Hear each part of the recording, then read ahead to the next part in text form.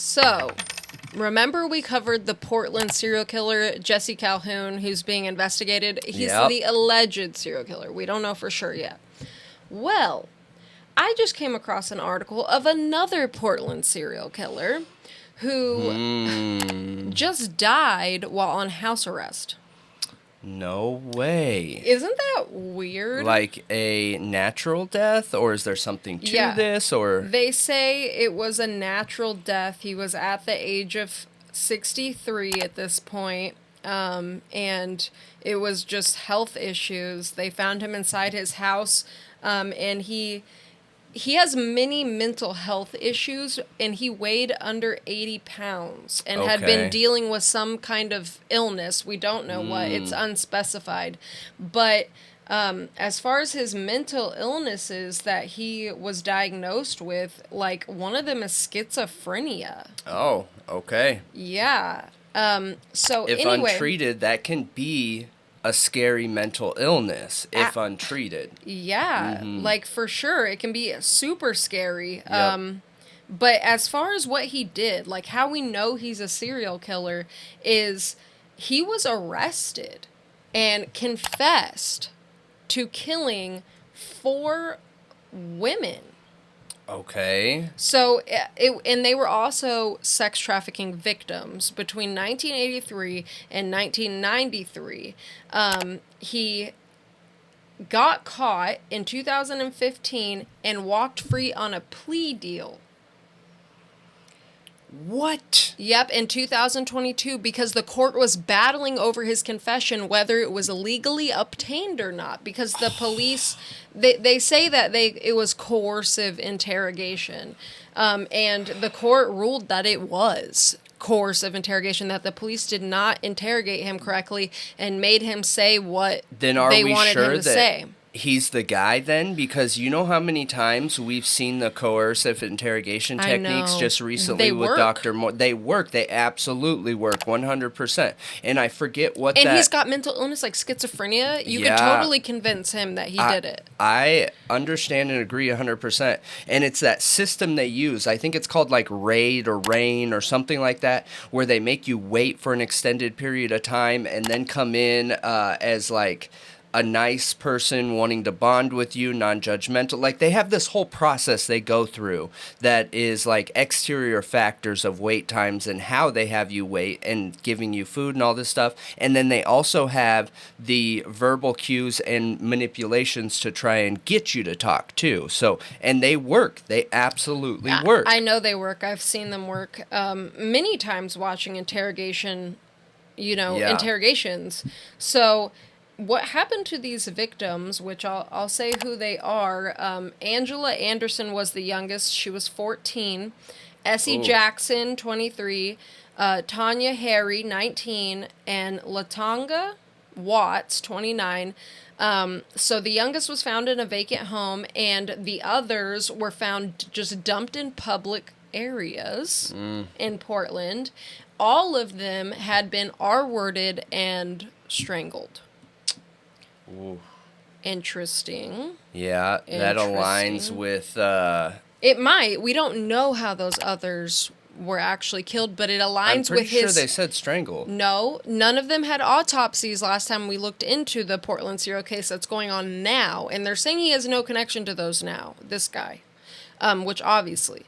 But... it aligns with what we learned about Jesse Calhoun from his girlfriend. Now, these took place between 1983 to 1993, so it's probably not Jesse. Yep. But it makes me then question, is there a ring? Is there some kind of teaching, coaching, passing of the hat type situation? Like that guy was saying. What was his name again? I can't remember his name. We'll put it up. But he does great investigative work in Portland, too. He does. He's from the area. He gets feet on the street, and he works directly with some of the homeless community. And everything that we've seen, it's been phenomenal. So check him out. Great. But, I mean, I don't know how we would know if he was actually the guy, but the judge totally threw out his confession saying it was improper. And then the Supreme Court later upheld that decision. Okay, so double. So then, right now, he's not the guy then, correct? He was being held on a different crime, and all of those confessions were thrown out. So then we need to be looking for another man that did these, correct? He was... okay, so this is what ended up happening.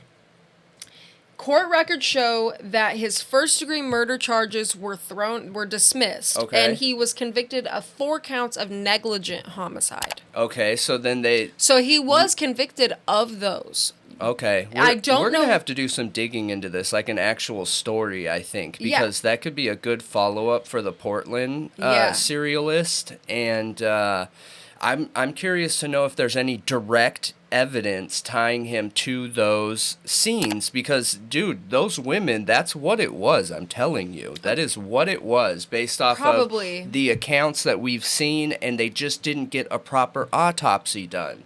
Probably. I think that probably was what it was, especially if Jesse's the guy, and my personal belief is that he is the guy. There's too much connection. There is. There's too many coincidences.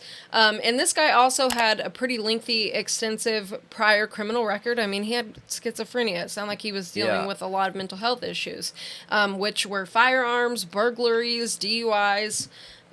So, you know, I don't know what the other evidence was that led him to actually be convicted, even though his confession got thrown out. Bookmark it. I'm going to say it was probably pretty damning, though, if they still got to convict him on something, but maybe not. And we will look into it and find out more information on it. But I thought it was super interesting. One thing to remember is just because they took a plea deal does not mean he was really tied to those cases. One of the most important things that police look for is closing cases, you guys. So they would rather, instead of admitting they were wrong, come to this guy and say, hey, look, we want you to take this plea deal. Well, we're going to let you out now. You're not going to serve any more time, and you're going to take this lesser charge. The police then get to take those crimes off the books. This guy gets to walk free. Everyone leaves happy, okay?